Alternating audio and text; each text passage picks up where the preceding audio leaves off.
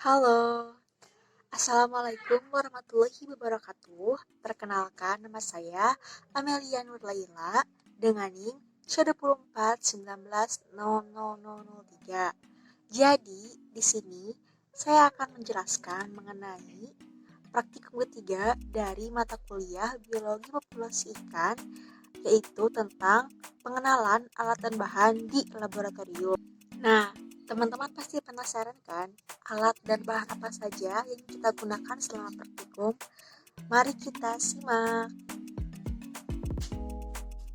Sebelum kita mulai ke pengenalan alat dan bahan yang kita gunakan selama praktikum, kita akan masuk ke prosedur operasional baku atau POB yang wajib dilakukan mahasiswa ketika akan menggunakan laboratorium. Nah, ada beberapa poin yang perlu diperhatikan. Yang pertama adalah mahasiswa harus membawa surat keterangan dan menyelesaikan administrasi. Kemudian, jam kerja dimulai pukul 8.30 hingga 15.30 waktu Indonesia Barat. Lalu, mahasiswa wajib menggunakan jas lab dan alas kaki yang bersih. Kemudian, setelah selesai, mahasiswa wajib membersihkan dan menyimpan kembali alat serta membuang limbah yang digunakan. Kemudian, mahasiswa wajib menjaga kebersihan dan kenyamanan laboratorium yang dipakai. Kemudian, kita masuk ke alat dan bahan yang kita gunakan selama praktikum. Yang pertama adalah mikropipet dengan gambar seperti ini. Nah, mikropipet ini berfungsi untuk mengambil larutan dengan volume tertentu. Untuk mengambil larutan digunakan tip mikropipet yang berada di ujungnya. Nah, tip mikropipet ini bersifat disposable atau digunakan sekali pakai untuk menghindari adanya kontaminasi antar cairan yang digunakan selama praktikum. Ya, yang kedua adalah timbangan digital. Timbangan digital sendiri berfungsi untuk mengukur bobot, sampel, ataupun bahan kimia yang digunakan. Nah, penggunaan timbangan digital ini memerlukan beberapa prosedur. Yang pertama, tekan tombol O atau T, kemudian masukkan bahan yang akan ditimbang dan tutup. Kemudian, tunggu angka di layar timbangan hingga stabil dan tidak bergerak lagi.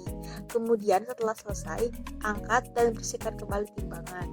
Nah, setelah selesai penggunaannya, digunakan kalibrasi dengan menekan 0 atau T dan pastikan keadaan bersih dan rapi. Tiga adalah vortex. Vortex ini berfungsi untuk menghomogenisasi atau mencampur larutan.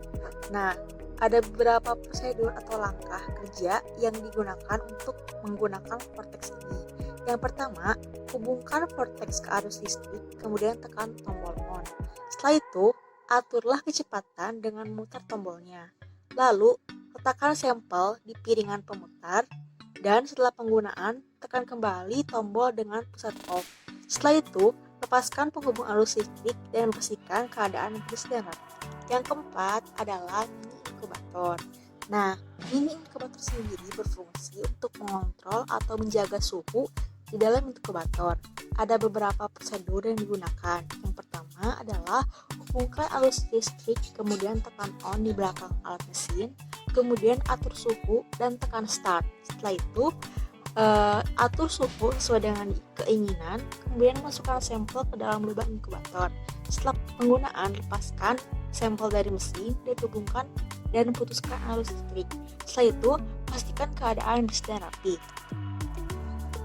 Nah, fungsi dari hotplate ini hampir sama dengan fungsi dari vortex, namun perbedaannya hotplate menggunakan medan magnet sebagai alatnya. Kemudian setelah hotplate ada juga elektroforesis yang berfungsi untuk memisahkan komponen atau molekul bermuatan dengan migrasi dalam sebuah badan listrik. Kemudian ada juga UV fluorescein table yang berfungsi untuk visualisasi DNA maupun RNA pada gel agarosa. Setelah itu ada juga bahan-bahan yang kita gunakan selama praktikum berlangsung. Kemudian yang keenam adalah hot plate. Nah, hot plate ini berfungsi untuk mengaduk dan mencampurkan bahan kimia.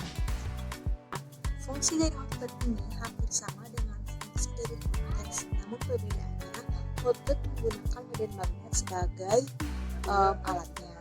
Kemudian setelah hot plate ada juga elektroforesis yang berfungsi untuk memisahkan komponen atau molekul bermuatan dengan migrasi dalam sebuah medan listrik. Kemudian ada juga UV fluorescein table yang berfungsi untuk visualisasi DNA maupun RNA pada gel agar-rusak.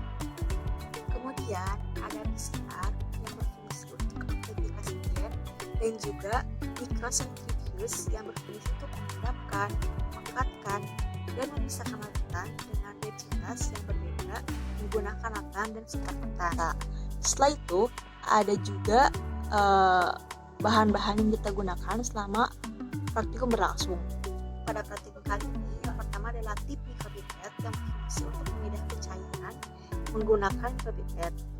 Yang kedua adalah box mikrotip, kemudian ada spatula, kemudian gelas piala, micropestle, kemudian ada box ice untuk mendinginkan dan presentasi sampel, ada dry ice, kemudian ada cetakan gel, kemudian ada loading dye untuk menambah densitas, ada larutan TAA atau triacetate ECA yang berfungsi untuk larutan mover, kemudian ada DNA leader untuk elektroforesis produk PCR, ada juga primer untuk membatasi fragmen dari DNA yang akan diamplifikasi, dan ada plate yang berfungsi sebagai tempat sampel saat proses sequencing. Dan yang dapat saya sampaikan, kurangnya mohon maaf. Wassalamualaikum warahmatullahi wabarakatuh. Sampai ketemu di lain kesempatan.